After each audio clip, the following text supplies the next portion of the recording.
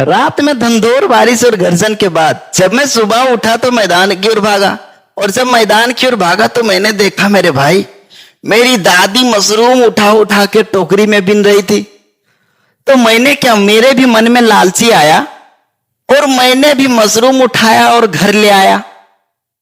और आप लोग देख पा रहे होंगे ये जो मशरूम है ना, ये जो मशरूम है, कहाँ गया, एक मिनट, ये जो मशरूम आप लोग देख पा रहे हैं, है ना, इस मशरूम को आपके क्षेत्र में क्या बोलते हैं आप लोग कमेंट में जरूर बताना। हमारे क्षेत्र में इस मशरूम को बोलते हैं छातू।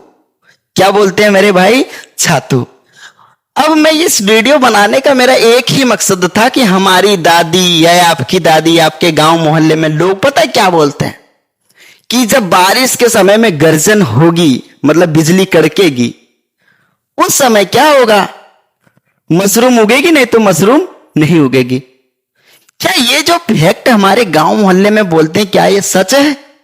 पहली बात। दूसरा बात, लोग क्या बोलते हैं कि मशरूम की बीज होती है। अब इस चीज को भी समझेंगे, क्या मशरूम की बीज होती है या नहीं होती है ना। तो मेरे वीडियो बनाने का मेन मकसद यही था, इस चीज को हम लोग समझेंगे और साथ में ये भी समझेंगे कि हमें कौन सा मशरूम खाना चाहिए और कौन सा नहीं। तो चलिए वीडियो में हम आगे बढ़ते हैं। इससे पहले हम देखते हैं, आपके सामने इमेज आ गया, तीसरा नंबर इमेज है ना। देखिए, इसमें मैंने मशरूम उगने का पूरा प्रोसेस को समझाया है, आप लोग ध्यान से देखना है ना। ये जो आप देख पा रहे होंगे पहला इमेज, ये जो आप देख पा रहे हैं पहला इमेज है ना, इसको मैं थोड़ा सा रेड कलर ले लेता हूं। चलो रेड कलर ले लिया, थोड़ा सा बड़ा कर दिया, ठीक है। ये जो आप पहला इमेज देख रहे हैं, ठीक है, इसमें आप देख रहे होंगे छोटे छोटे से बीज जैसा आपको दिख रहा होगा, है ना। और यही है मशरूम का पहला चरण। और ये क्या है? ये है बीजाणु। क्या है भाई? मैं यहां लिख रहा हूं, ये है बीजाणु। इसको इंग्लिश में बोलते हैं स्पोर्स। क्या बोलते हैं भाई? स्पोर्स। ये जो बीजाणु होते हैं वो इतने छोटे होते हैं, इतने छोटे होते हैं कि हम अपने आंखों द्वारा इसको देख नहीं सकते। मैंने यहां पे बड़ा इसलिए लिया है ताकि आपको समझ आए। ये बहुत छोटे होते हैं जो हम लोग देख नहीं सकते हैं।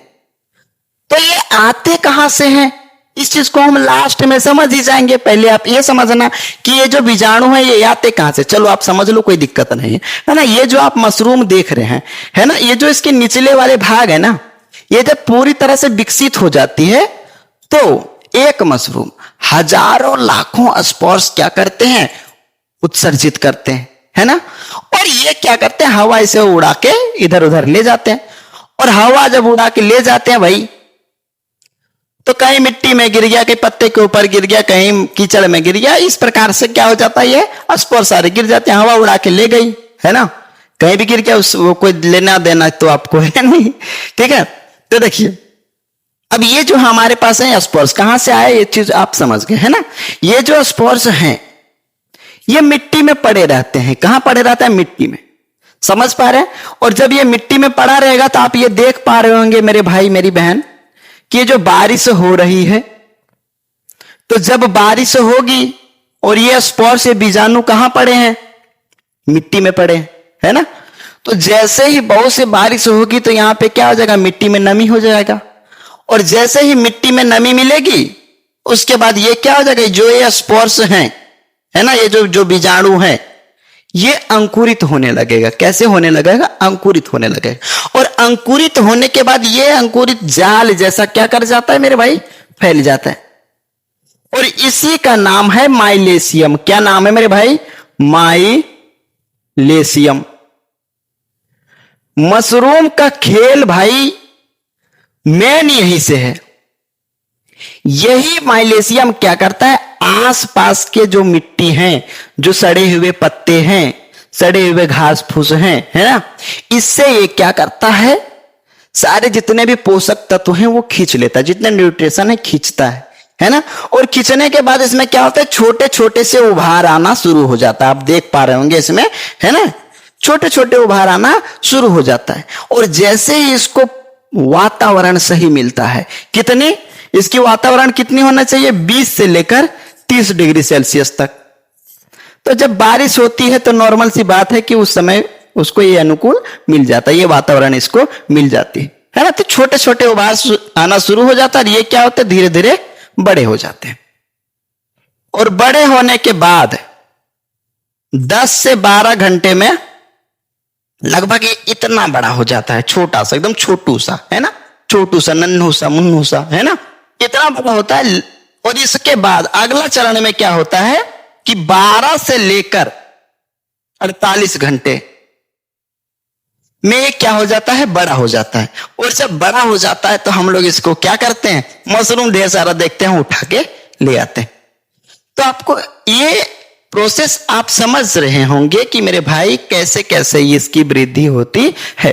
लेकिन समझने वाला बात यह है कि जो कहते हैं कि गर्जन होगी तभी मशरूम होगा, गर्जन नहीं होगी तो मशरूम नहीं उगेगी, ये मैं नहीं कह रहा हूं। हमारे दादाजी, हमारे मैया, हमारे बाबा जी, ये सब कहते हैं। आपके गांव मोहल्ले में कौन बोलते हैं, एक बार आप कमेंट में लिख देना, मैं जान चाहूंगा। क्या दादियां ही ऐसी कहानियां सुनाते हैं या फिर आपके मम्मी पापा भी सुनाते हैं ना? चलो, तो मेरे कहने का मतलब यह है कि जब भी गर्जन होती, समझना, बारिश के समय में जब बिजली कड़कती है ना, जो गर्जन होती है, तो उसी गर्जन से, उसी बिजली से क्या होता है, आसपास के वायु में, हम लोग जानते हैं कि वायु में क्या होता है मेरे भाई, नाइट्रोजन भी होती है और ऑक्सीजन भी होती है ना।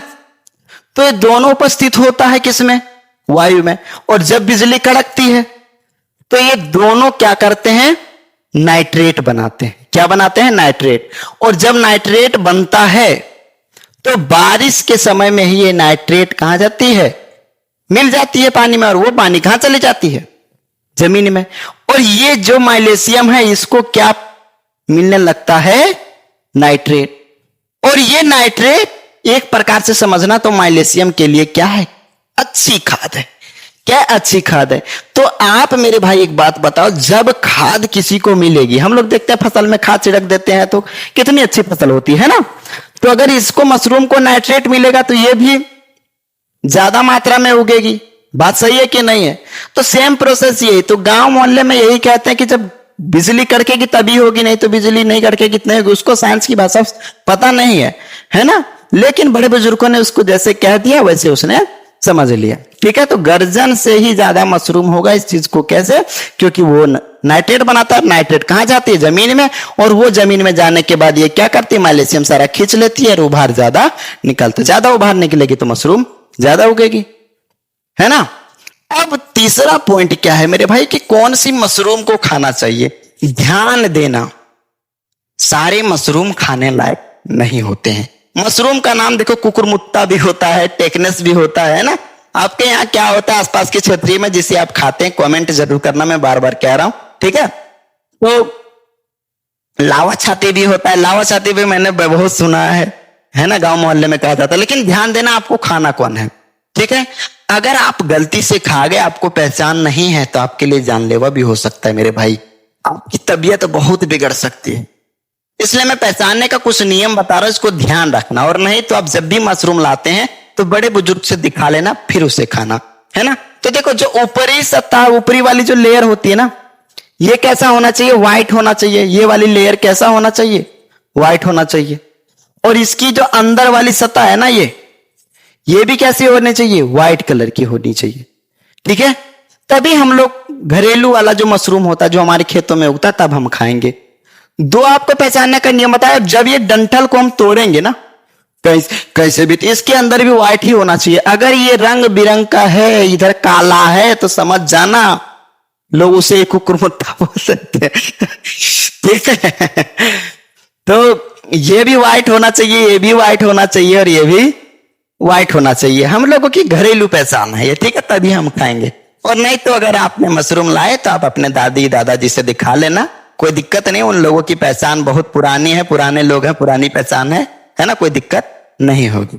तो मैं आशा करता हूं कि ये मशरूम कैसे उगते हैं, है ना, क्या बिजली कड़कने से ही मशरूम उगती है या फिर नहीं कड़केगी फिर भी उग सकती है। तो आपके लिए एक मैं कमेंट में क्वेश्चन दे जा रहा हूं कि अगर बिजली नहीं कड़की तो बताओ कि क्या मशरूम उगेंगे या नहीं उगेंगे, ठीक है।